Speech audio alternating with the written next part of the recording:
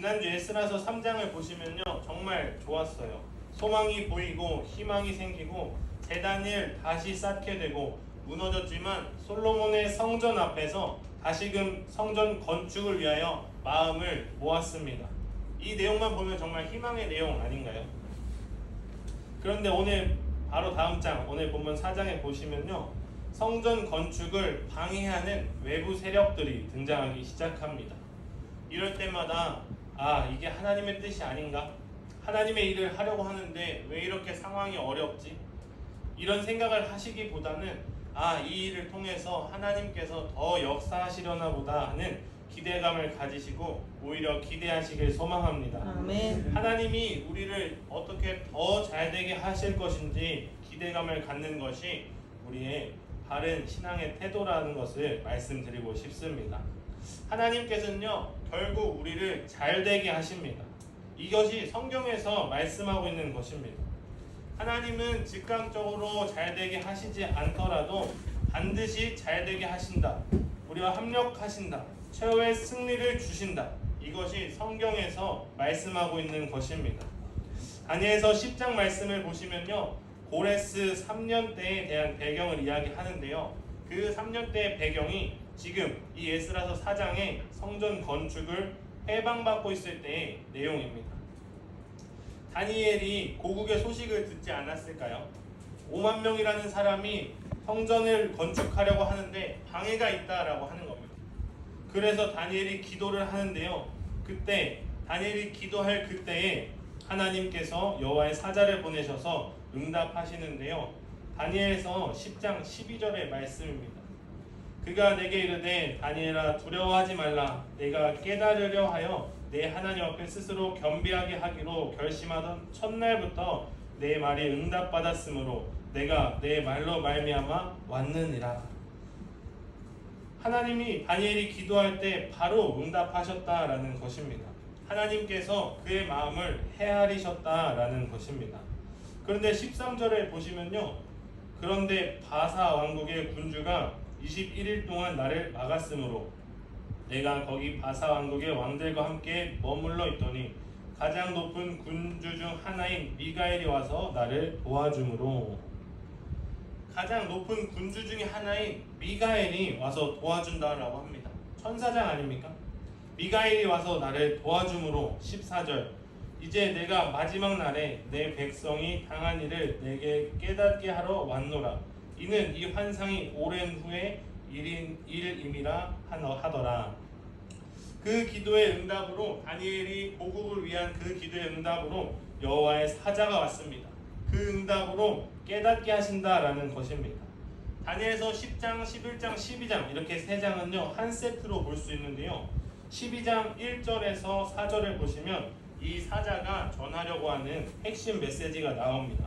이 핵심 메시지가 뭐냐면 책에 기록된 자가 구원을 받는다라는 메시지가 나오고 있습니다. 다니엘은요, 지금 고국을 위해서 기도하고 있습니다. 해방받는 일 때문에 기도하고 있는데, 거기에 마음을 써서 기도하고 있는데, 하나님의 응답은요, 책에 기록된 자가 구원을 받는다, 인류 구원에 대해서 말씀하고 계신 것입니다. 이 간극이 느껴지시나요? 이 간극을 보시면요, 우리의 문제는 늘 미시적이고 현실적이다. 우리는요, 때로는 믿음을, 이 신앙을 미시적이고 현실적으로 풀어가려 할 때가 많습니다. 그런데 하나님께서는요, 거시적으로, 미래적으로 말씀하십니다. 결국엔 잘 될 것이다. 결국엔 잘 될 그것을 바라보라. 결국엔 잘 될 것을 기대하라 라는 것입니다. 다니엘은 고국에 있는 성전 건축에 회방을 받고 있는 것을 두고 기도하고 있는데요, 하나님의 응답은 책에 기록된 자가 구원을 받는다라고 하는 인류 구원에 대한 응답을 주십니다. 신앙이 뭘까? 왜 믿음이 필요한가? 우리는 현실적이고 미시적인 이 문제에만 함몰되어 있는 우리의 시각을 거시적이고 미래적인 것을 바라볼 수 있도록 하는 것이 신앙이고 믿음인 것입니다. 이 간극을 메울 수 있는 것이 바로 믿음이고, 이 간극을 메울 수 있는 것이 신앙 생활이라고 볼 수 있습니다. 그러다 보니까 우리가 이 미시적이고 현실적인 문제만 바라보니까요, 현실의 문제를 해결하지 못하고 미시적인 문제를 해결하지 못하고 미시적인 것에만 함몰되어 있다 보니까 자꾸 좌절하고 낙심하고 화가 나고 기도해도 응답이 안 되어지고 그러니까 결국 망할 것 같고 잘 안 되는 것 같거든요. 그런데 이거 믿음의 표현이 아닙니다. 믿음의 표현은요, 결국 합력한다. 그리고 결국 잘 될 것이다. 결국 승리할 것이다 라고 하는 거시적인 관점을 가지고 바라보는 것이 바로 믿음인 것입니다. 아멘. 다니엘도요, 지금 현실의 문제를 이야기하고 있습니다. 고국으로 사람들이 돌아가서 성전 건축을 하겠다고 하는데 방해를 받으니까 그 문제를 두고 하나님께 기도하고 있습니다. 그런데 하나님께서는 인류 구원에 대한 응답을 하시니까 다니엘이 당황합니다. 다니엘서 10장 15절 16절인데요. 그가 이런 말로 내게 이를 때 내가 곧 얼굴을 땅에 향하고 말문이 막혔더니 인자와 같은 이가 있어 내 입술을 만진지라. 내가 곧 입을 열어 내 앞에 서 있는 자에게 말하여 이르되 내 주여 이 환상으로 말미암아 근심이 내게 더함으로 내가 힘이 없어졌나이다. 다니엘이 말할 힘도 없다라고 합니다. 그런데 하나님께서 힘을 주시니까 말을 해요. 주여 이 환상으로 인해서 내가 힘이 없어졌습니다 라고 이야기합니다. 사랑하는 성도님들, 우리가 기도하면 즉시 응답받은 적이 많으신가요? 아니면 응답이 안 오거나 더디 온다고 느껴지실 때가 더 많으신가요? 우리가 기도할 때 응답이 즉시 오면 너무 좋아요. 우리가 사람을 만나서 대화를 할 때 질문을 하면 응답이 바로 오는 것처럼 그런 경우가 오면 너무 좋은데 우리는 하나님께 기도할 때 그렇지 않은 경우도 많습니다. 그러면 우리는 응답이 오지 않는다 생각할 때 어떤가요? 좌절하고 낙심하게 됩니다. 우리가 좌절하고 낙심할 때 세상 사람들은 더 비난하고 조롱합니다. 하나님 안 계신다. 교회가 종교가 힘이 없으니까 지금 당장의 문제를 해결해주지 못하니까 나중에 해준다고 그러지. 그게 무슨 종교야? 그게 무슨 하나님이야? 괜히 희망 고문만 하고 있는 거 아니야? 능력이 없으니까 나중에 해준다고 변명하는 거 아니야? 이렇게 공격을 하는데요. 사랑하는 성도님들, 결코 그게 아닙니다. 늘 결국 잘되게 하실 그 하나님을 끝까지 신뢰하고 믿는 것이 믿음입니다. 우리 그 확실한 믿음 가지고 그 하나님께 소망 두시길 축복합니다. 아멘. 지금 당장의 응답은 없어도 결국엔 잘되게 하시고 결국엔 승리케 하실 그 하나님만 바라보고 흔들리지 않으시길 축복합니다. 아멘. 다니엘도 현실의 문제 앞에서 힘들어서 기도하는데 미래에 대한 환상을 하나님께서 보여주시니까 힘이 없대요. 오히려 힘이 빠져버린대요. 그때 하나님께서 다니엘에게 힘을 주십니다. 18절 19절인데요. 또 사람의 모양 같은 것 하나가 나를 만지며 나를 강건하게 하여 이르되 큰 은총을 받은 사람이여 두려워하지 말라. 평안하라. 강건하라. 강건하라. 그가 이같이 내게 말하매 내가 곧 힘이 나서 이르되 내 주께서 나를 강건하게 하셨사오니 말씀하옵소서. 하나님께서 다니엘에게 평안하라, 강건하라, 강건하라 라고 말씀을 하시고 힘을 주십니다. 그리고 다니엘이 힘을 주셔서 강건케 하셨사오니 주여 말씀하옵소서 라고 말씀을 이야기를 합니다. 그리고 11장을 가서 보면 결국엔 잘되게 하실 하나님의 그 말씀을 다니엘이 듣게 됩니다. 사랑하는 성도님 여러분, 오늘 교회 오시면서 어떤 말씀 듣기를 원하셨나요? 하나님이 내 삶에, 우리의 삶 속에 어떤 하나님으로 역사하길 원하고 계신가요?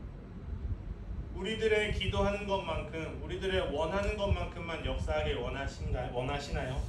아니면 하나님의 절대적인 계획에 맞게, 하나님의 그 시간표에 맞게, 하나님의 능력에 맞는 역사하심을 원하고 계신가요? 우리에게 찾아오는 이 고난은요, 어쩌면 우리가 겪고 있는 고난보다 더 큰 고난이 찾아오는 것은요, 그 고난보다 더 크신 하나님의 능력과 역사하심을 경험하는 수단이 될지도 모르겠습니다. 이것이 단지 희망 고문으로 끝나는 이야기가 아니고요, 성경에서 말씀하고 있는 것입니다. 에베소서 6장 12절 말씀인데요. 우리의 씨름은 혈과 육을 상대하는 것이 아니요 통치자들과 권세들과 이 어둠의 세상 주관자들과 하늘에 있는 악의 영들을 상대합니다. 보이는 세상만 바라보고 있으면요, 우리에게 믿음이 사실은 필요가 없습니다. 믿음이 잃기가 쉽습니다. 그러나 보이지 않는 세계, 하나님이 통치하시는 하나님의 그 나라를 바라볼 때 그분의 승리하심을 기대하게 되고 그분의 승리를 믿음으로 우리를 승리하는 삶으로 인도하시는 것입니다. 영적 전쟁은요, 오히려 믿음만으로만 이길 수 있는 전쟁인 것입니다. 그런데 우린 두려워할 필요가 없습니다. 우리를 위해 대신 싸워주시는 하나님이 우리 아버지이시기 때문입니다. 예수님께서 이 땅에 왜 오셨을까요? 마귀를 멸하러 오셨습니다. 이러한 우리의 현실의 문제에서 우리 돈 많이 벌게 해주시고 성공하게 해주시려고 이 땅에 오신 것이 아니라 우리를 구원하셔서 결국 천국 가게 하시려고, 우리를 결국 승리하게 하시려고 마귀를 멸하려고 오신 것입니다. 하나님께서 결국 원하시는 것은요, 우리가 마귀에게 현혹되지 않기를 원하십니다. 현실의 문제가 해결되는 것이 이 땅에서의 복이라고 하면 예수 믿지 않고 있는 사람들도 정말 복 많이 받고 있습니다. 예수 믿지 않는데 잘 되는 사람 얼마나 많은가요? 그런데 하나님께서는요, 예수 안 믿고 이 땅에서 잘 되는 것만이 복이라고 말씀하시지 않습니다. 왜냐하면 그 복만, 그 성공만 따라가게 되면 하나님과는 자연스럽게 멀어질 수밖에 없는 것입니다. 그래서 하나님께서는 오히려 역설적으로 우리에게 복이 뭐라고 말씀하시냐면요, 하나님을 가까이 하는 것이 복이라고 말씀하십니다. 고난이 찾아와도, 역경이 찾아와도 그 고난과 역경을 가지고 하나님께 가까이 가는 것이 오히려 복이라고 말씀하고 계십니다. 사랑하는 성도님 여러분, 오늘 본문에 보시면 건축을 하려고 하는데, 성전을 세우려고 하는데 방해가 옵니다. 이게 무슨 뜻인가요? 왜 하나님께서는 우리에게 이렇게 하나님의 일을 하려고 하는데 고난을 허락하실까요? 이 고난을 가지고, 이 문제를 가지고 하나님께 나아오라는 뜻입니다. 우리 삶에 있는 그 문제를 가지고 하나님께 더 가까이 나아오라고 말씀하시는 것입니다. 우리가 가지고 있는 그 문제를 가지고 주님께 더 가까이 나아가시길 축복합니다. 고난이 오고 역경이 올 때 더욱 더 주님과 가까워지시길 축복합니다. 오늘 에스라 4장에 보시면요, 방해하는 사람이 있습니다. 주의 일을 할 때 방해받으면 어떤가요? 아니면 일상생활에서 고난을 받을 때 어떤가요? 내가 뭔가를 잘못해서 벌 받고 있는 것 같고, 심판을 받고 있는 것 같고, 내가 있는 힘보다 저쪽의 세력이 더 세 보이고 더 커 보이고 저쪽이 더 형통해 보이고, 오늘 본문에서 보는 이스라엘 백성들도 똑같습니다. 이미 이 땅에서 자리 잡고 있었던 백성들이 더 세 보여요. 털을 이미 잡고 있었기 때문에 더 형통해 보여요. 우리는 하나님의 성전을 지으려고 하는데 방해를 받고, 터전을 삼으려고 하는데 방해를 받으니까 우리는 힘든 것 같고, 우린 여전히 심판받고 있는 것 같고 잘 안 되는 것 같아 보여요. 그런데 거기에서 멈출 수 없다라는 것입니다. 멈추면 안 된다라는 것입니다. 왜냐하면 하나님의 말씀은, 하나님의 계획은 결국 이루어질 것이고 악인은 망할 것이기 때문입니다. 외부의 대적이 공격해올 때 두 가지의 공격 방법이 있는데요, 이 공격에 대해서 미리 아시고 공격이 올 때 무너지지 않으시길 소망합니다. 두 가지가 있습니다. 소극적인 공격 방법과 적극적인 공격 방법입니다. 소극적인 공격은 간접적으로 찾아오게 됩니다. 오늘날 이 공격이 정말 많습니다. 우리의 신앙을 무너뜨리기 위해서 회유하고 타협하게 만드는 것입니다. 적극적인 공격 방법은요, 힘과 권력을 이용해서 무너뜨리려고 하는 것입니다. 사실 이 물리적으로 직접적으로 공격하면 대상이 드러나 있기 때문에 우리가 경계하기도 쉽고 그 공격의 대상을 알 수 있어서 대적하기도 쉽습니다. 그런데 반면에 소극적으로 회유하고 타협하면 보이지 않고, 회유와 타협이라는 것은 사실 우리에게도 편안하고 좋은 점이 있습니다. 그렇기 때문에 넘어가기가 너무 쉽습니다. 타협은요, 좋은 점이 있어요. 서로에게 좋은 것이 좋은 거니까 서로 좋자, 이게 타협이죠. 그러나 신앙 안에서는 절대로 타협할 수 없는 것이 있습니다. 하나님만 섬기는 것, 유일신앙을 가지는 것, 이것은 절대 타협할 수가 없습니다. 오직 그리스도 예수 한 분만으로 구원받는다는 것은 이런 구원과는 절대 타협하면 안 되는 것입니다. 아멘. 이런 타협이 없기 때문에 때로는 신앙인들이 고집처럼 느껴질 때도 있습니다. 그런데 그렇다 하더라도 우리는 이 진리를 어떠한 회유와 타협으로라도 타협해서는 안 되는 것입니다. 그런 걸 잘 알고 있기 때문에 사단은 이러한 진리를 타협하게 하기 위해서, 이 진리를 파괴하기 위해서, 타협하기 위해서 끊임없이 우리를 공격합니다. 이 회의와 타협을 우리가 공격을 받으면요, 지금 당장은 우리가 잘못된 것이 없어 보여요. 잘못하지 않는 것 같아 보여요. 잘못하더라도 극히 작은 일부인 것 같아 보여요. 다 잘하고 있는 것 같아 보여요. 하지만 우주선이 0.1mm라도 잘못되면 달에 도착하지 못한다라고 합니다. 목표물에 닿지 못하는 것처럼 결국 끝으로 가면 궤도 밖으로 나가는 것과 같이 우리도 똑같습니다. 우리도 이 작은 틈을 보이면 결국에는 다른 길로 셀 가능성이 높다라는 것입니다. 그리고 이 회유와 타협의 전략은요, 역사가 오래됐습니다. 태초에 인간이 하나님을 떠나 범죄하였을 때 사단은요, 직접적으로 공격한 것이 아닙니다. 회유와 타협을 아담과 하와에게 사용해서 공격을 했습니다. 에덴 동산 이야기 너무 잘 알고 계실 것입니다. 하나님이 살아갈 수 있는 환경을 만드시고 인간을 두셨어요. 모든 것 다 먹을 수 있게 하시고 다스리게 하셨는데 한 가지만 먹지 말라고 하셨어요. 동산 중앙에 있는 나무, 선악을 알게 하는 나무의 열매는 먹지 말라고 하셨습니다. 그거 먹으면 죽는다라고 말씀하셨어요. 여기에서의 죽음은 육체적인 죽음만 이야기하는 것이 아니라 하나님과의 단절을 이야기하는데요. 하나님 없이는 우리가 살아갈 수 없다, 생존이 불가하다는 것을 하나님께서 분명히 말씀하십니다. 그런데 사단은요, 이 상황에서 어떻게 아담과 하와를 회유하냐면요, 창세기 3장의 말씀인데요, 뱀이 하와에게 하나님이 너희에게 동산에 있는 이 모든 열매를 먹지 말라고 하셨냐고 묻습니다. 그런데 하나님께서 하나만 빼고 모든 동산 나무 열매를 먹어도 된다고 하셨습니다. 이 이야기를 잘 들어보시면요, 하나님께서 우리에게 다 먹으라고 하시지 않았습니다. 한 가지만 빼고 먹으라고 하셨습니다. 그럼 다 먹으라는 얘기가 아니죠. 다 먹어도 되는데 하나만 빼고 먹으라고 말씀하셨습니다. 사단은요, 이걸로 계속 회유합니다. 하나님께서 진짜 다 먹으라고 하셨어? 근데 왜 한 개만 빼고 먹으라고 하셨을까? 애매하게 계속 공격합니다. 그리고 하나님께서는 반드시 죽는다 말씀하셨는데 죽을까 하노라 라고 하와가 이야기합니다. 이 죽을까 하노라 라는 이 말은요, 하와에게 작은 틈을 만들어준 것입니다. 동산 중앙에 있는 나무의 열매를 먹을 수 있는 약간의 틈이 생기니까 사단이 그걸 놓치지 않고 공격합니다. 계속해서 기회를 보고 시도하고 있습니다.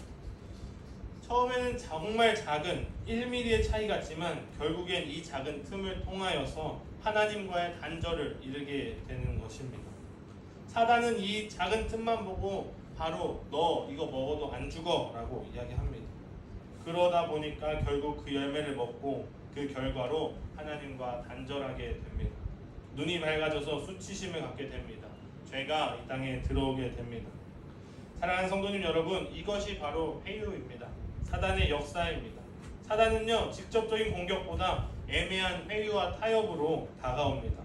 그래서 우리가 잘 분별할 수 있도록 늘 깨어서 기도해야 합니다. 말씀으로, 기도로, 주님과 가까이 있음으로 분별하여 승리하는 성도님들 되시길 주님의 이름으로 축복합니다. 예수님께서도 시험을 받으셨습니다. 그런데 어떻게 이기셨나요? 말씀을 인용하시고 말씀으로 대적하시니까 사단이 물러갑니다. 아담과 하와와 예수님의 이 차이점이 무엇인가요? 말씀을 어떻게 여기는지, 말씀을 가볍게 여겼는지 무겁게 여겼는지, 하나하나 소중히 여겨서 분명하게 알았는지 대충 듣고 넘어가는지의 차이점이 있습니다. 사랑하는 성도님들, 하나님의 말씀을 소중하게 여기시고 정확하게 알고 계시길 소망합니다. 주의 말씀이 내 발의 등이 되고 주의 말씀이 우리의 삶을 인도하는 내비게이션이 되시길 소망합니다. 사단이 회유와 타협으로 공격할 때 우리가 대적할 수 있는 방법은요, 단순해지는 것입니다.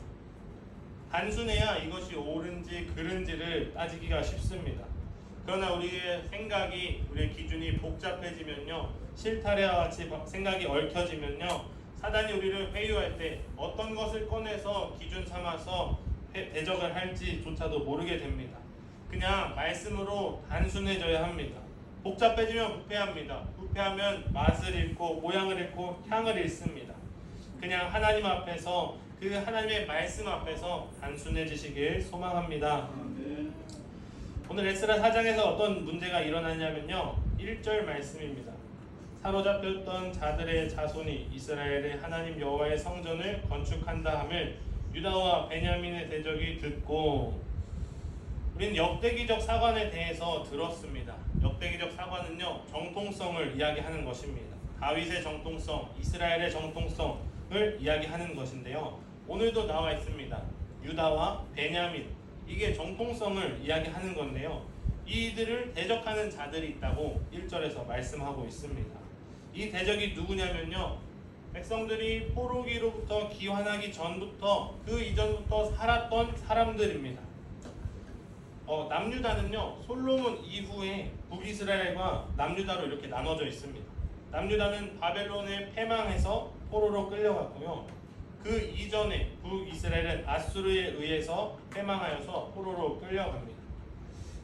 아수르가 바벨론하고 다른 정책을 펼쳤는데요, 어떤 점이 다르냐면 북이스라엘 사람들을 아수르로 끌고 가는 것이 아니라 아수르 사람들을 북이스라엘로 보냅니다.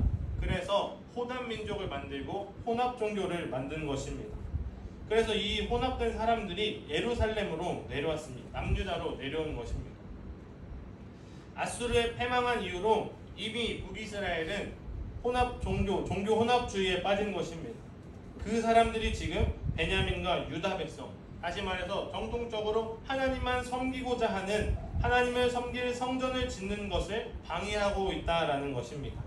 2절 말씀인데요, 스룹바벨과 족장들에게 나와 이르되 우리도 너희와 함께 건축하게 하라. 우리도 너희같이 너희 하나님을 찾노라. 아수르 왕 에살 핫돈이 우리를 이리로 오게 한 날부터 우리가 하나님께 제사를 드리노라 하니, 그들이 요구하고 있는 것입니다. 우리도 너희같이 너희 하나님을 찾노라. 우리도 하나님께 제사를 드려왔다라고 이야기하는 것입니다. 당연히 드렸겠죠. 그런데 이들은 늘 하나님도 섬기고 바알도 섬기는 것입니다. 하나님만 섬기는 것이 아니라 하나님도 섬긴 것입니다. 이들은 하나님을 버리고 바알을 섬긴 것이 아니라 서로 겸하여 섬겼습니다. 그것 때문에 지금 망한 것입니다.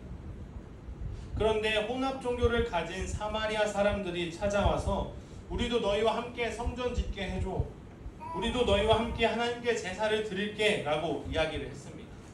그럼 이렇게 방해받고 있는 이스라엘 백성 입장에서는 이렇게 도와준다, 같이 섬기자라는 이야기를 들었을 때 어떤 마음이었을까요? 한편으로 보면 좋은 말 아닌가요? 인력도 부족하고 터전도 잡기 힘든데 이미 자리 잡고 터 잡고 있는 사람들이 와서 도와준다라고 하면 좋은 이야기 아닌가요? 인력도 보탬이 되어주겠다고 합니다. 거기다가 자기들도 하나님을 섬기겠다고 합니다. 좋은 게 좋은 거죠. 타협하려고 하고 있습니다. 회유하려고 하고 있습니다. 이렇게 하면, 들어주면 서로 평화롭게 지낼 수 있잖아요. 이런 제안이 올 때 좋습니다. 우리 하나님을 함께 잘 섬겨봅시다. 이렇게 이야기할 수 있잖아요. 그런데 스룹바벨은 단호하게 거절하고 있습니다. 3절 말씀인데요, 스룹바벨과 예수아와 기타 이스라엘 족장들이 이르되 우리 하나님의 성전을 건축하는데 너희는 우리와 상관이 없느니라.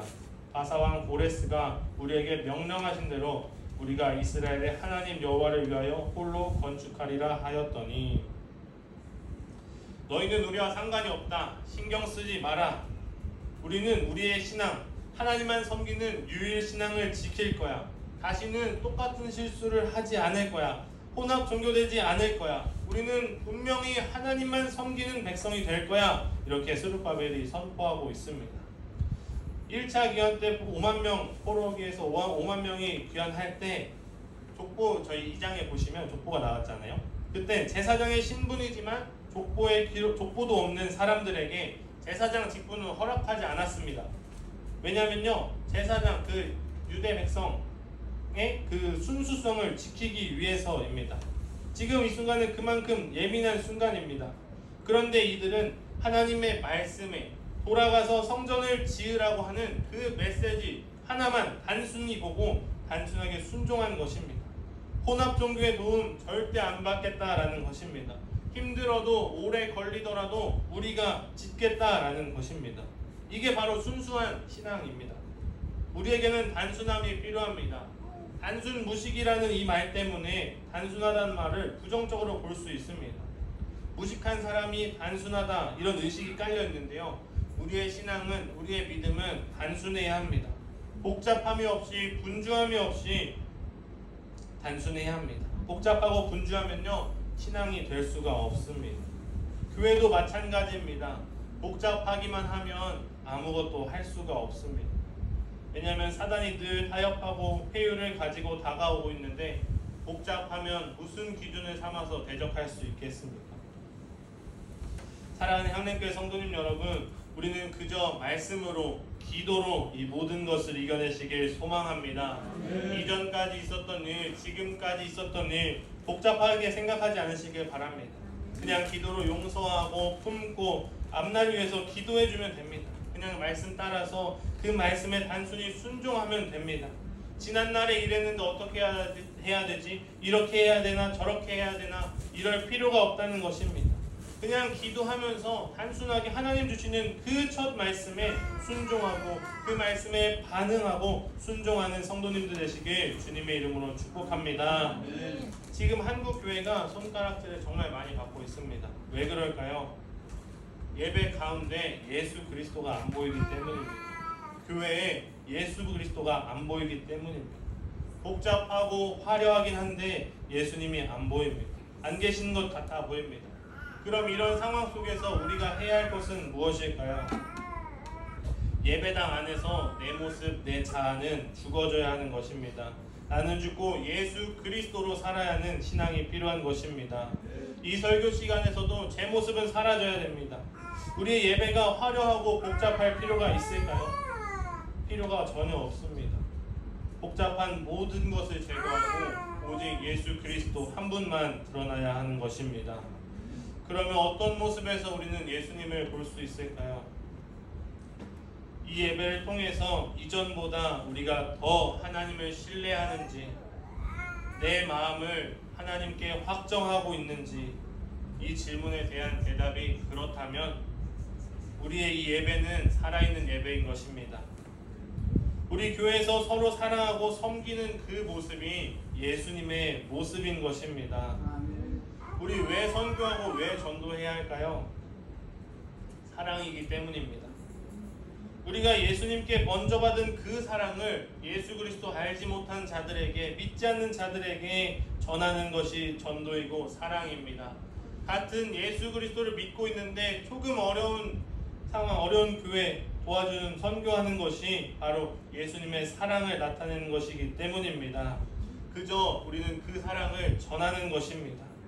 이러한 모습으로 나는 죽고 예수로 살게 되는 우리 성도님들 되시길 주님의 이름으로 축복합니다. 우리 향림교회가 복잡한 것은 벗어지고 복잡한 것은 제거되고 오직 단순하게 그리스도의 사랑과 말씀과 기도만으로 풍성해지는 향림 그리스도의 교회 되길 주님의 이름으로 축복합니다. 기도하겠습니다. 살아계신 하나님, 오늘도 말씀하여 주셔서 사단의 그 회유와